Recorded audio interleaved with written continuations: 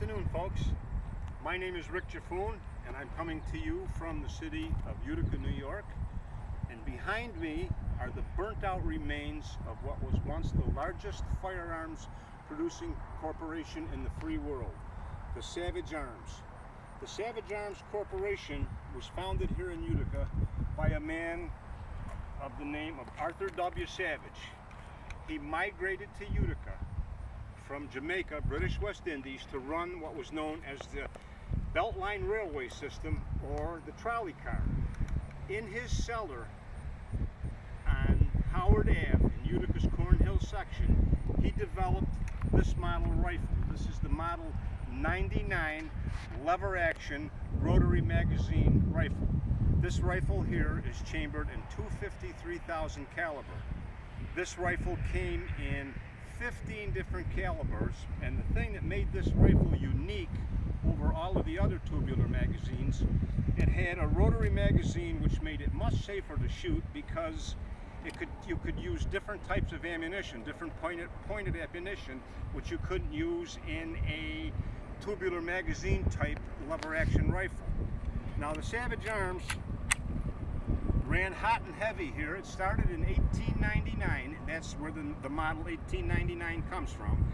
It started in 1899 and it ran all the way up until 1954. But in the years it was in Utica here, during the two world wars, it employed thousands of people, and during the Second World War, it produced a lot of armaments for our military. It produced the 50 caliber aircraft machine gun, which was called the B gun, and it produced the 45 caliber Thompson submachine gun. The plant out in Chicopee Falls, Massachusetts, produced the .303 Lee Enfield rifle for the British Army. Now this building behind us, Savage produced many other things other than guns. They were one of the few firearms manufacturing companies in America that produced products other than guns. They produced ice cream cabinets, they produced weight reduction machines, toy double barrel shotguns, and in their factory out in Chicopee Falls, Massachusetts, they produced the rotary lawnmower, which were very, very popular in their day. Now Savage, during the Second World War, ran hot and true.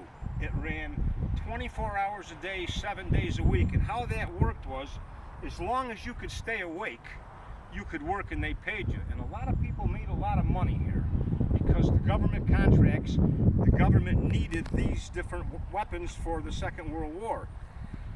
After the Second World War ended, the Savage Arms closed up the firearms end of this and moved it out to their plant in Chicopee Falls, Massachusetts, where they continued to produce firearms under the Savage name.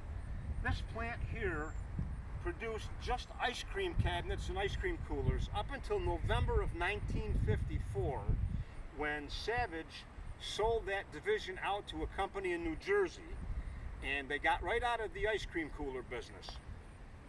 This building stood vacant for 2 years. In 1956, Sperry Rand's Univac division moved in and they started producing Sperry Rand's computers from here. This company ran hot and true for 20 years, from 1956 to 1976, when they pulled up stakes and relocated to Bristol, Tennessee. The big building remained empty for a number of years till a local contractor purchased it and opened a mall with factory outlet stores in it. And it ran hot and true for a couple of years, and then it kind of petered out. But once again, the big building stood vacant. Various stores and different things were in here, but none of them seemed to make it.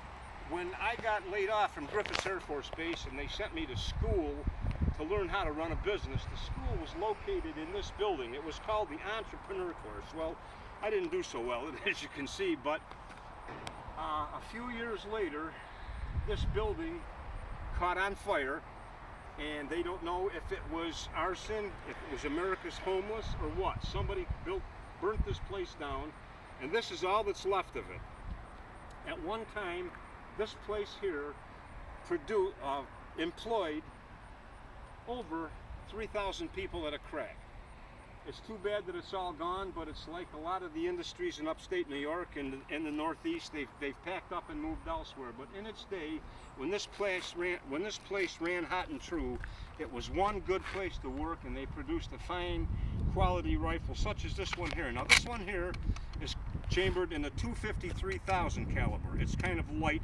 It's a light deer rifle, very good for deer. Not any good for bear or moose or anything, but it's a very nice. This is the lever action 99 rifle that I spoke of, 5-shot clip. And the interesting thing about it is it's got a counter on here that tells you how many magazines you have in the round.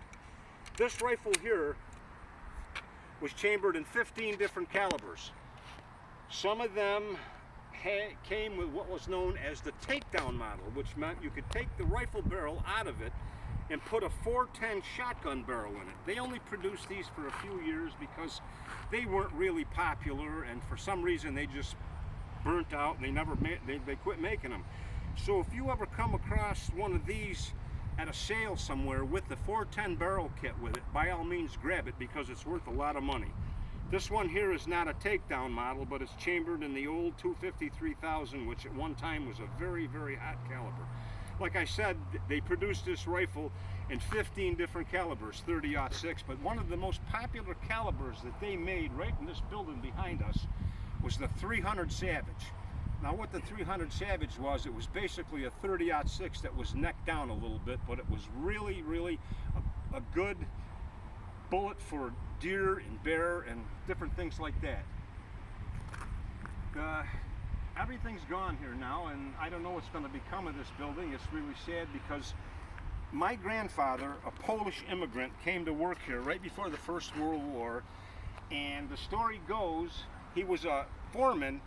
My grandmother was a line worker, a young line worker, and this is where my grandparents met and eventually married, and well, here I am.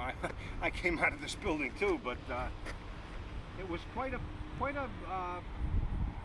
complex in its day, and it's too bad that it's gone, but well, that's the way it goes. And if you like this video, I want you to state, in a couple of weeks we're going to have one about the Rhodes Hospital, located just a few miles west of here on the other side of Utica. And I'm Rick Jaffoon. I want to thank you for listening to me, and I'm one half of GoldGiff Productions. And next week, check us out, and we'll have one for Rhodes Hospital. Thanks an awful lot, and good afternoon.